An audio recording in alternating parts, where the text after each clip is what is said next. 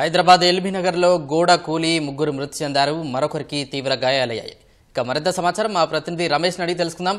రమేష్, చెప్పండి, ఘటనకు గల కారణాలేంటి? ఎల్బీనగర్ పోలీస్ స్టేషన్ పరిధిలో సితారా హోటల్ కి సంబంధించి కూడా పక్కల ఉన్న ఒక భవనం, కొత్త భవనం కూడా నిర్మించే సమయంలో కూడా అక్కడ తవ్వకాలు నిర్వహించడం జరిగింది. ఆ తవ్వకాలు నిర్వహించే సమయంలో ఒకేసారి మట్టి దిబ్బలు కార్మికుల మీద పడి అక్కడ ముగ్గురు మృతి చెందినట్లు ప్రస్తుతం అయితే ప్రాథమికంగా పోలీసులు అయితే గుర్తించడం జరిగింది.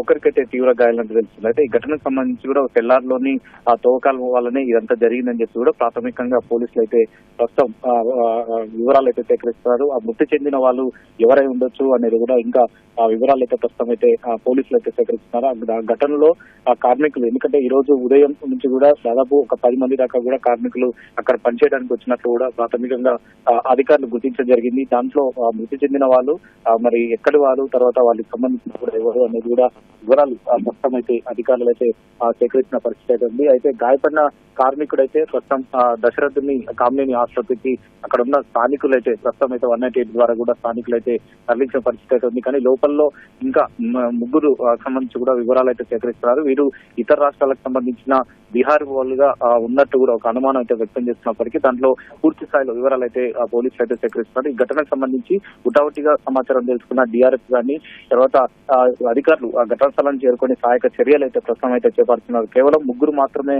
ఉన్నారా లేదా ఇంకా ఎవరైనా ఉన్నారన్న కోణంలో కూడా పోలీసులు గాలింపు చర్యలతో పాటు తర్వాత అక్కడ ఉన్న వివరాలు అయితే ప్రస్తుతం అయితే అధికారులు అయితే సేకరిస్తున్నారు. దీని ఘటన పైన అయితే పూర్తి స్థాయిలో ప్రస్తుతం అయితే గాలింపు చర్యలు అయితే చేపట్టిన పరిస్థితి అయితే ఉంది.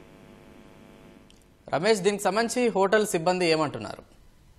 చూడాలి, ఎందుకంటే ఈ రోజు ఉదయం సంబంధించి హోటల్ సెల్లార్ భాగంలో కూడా ఇది సెల్లార్ లో తవ్వకాలు జరగడంతో కూడా ఇదంతా జరగడం జరిగింది. కానీ మొదటగా పోలీసులు కానీ, తర్వాత డిఆర్ఎఫ్ కానీ, జిహెచ్ఎంసీ అధికారులు కూడా అక్కడికి వెళ్లి అక్కడ గాయపడిన వారికి కానీ, తర్వాత క్షతగాత్రులు ఎవరైతే ఉన్నారో వారికి సంబంధించిన వివరాలు మొదటగా సేకరిస్తున్నారు.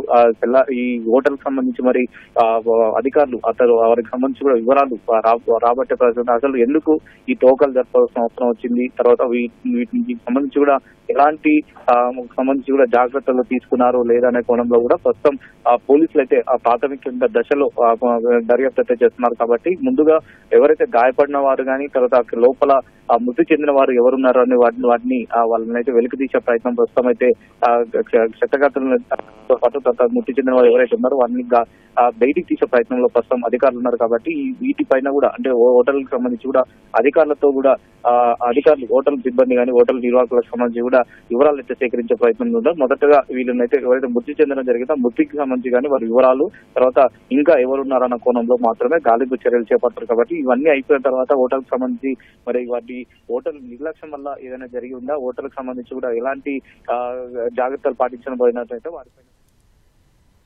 ధన్యవాదాలు రమేష్.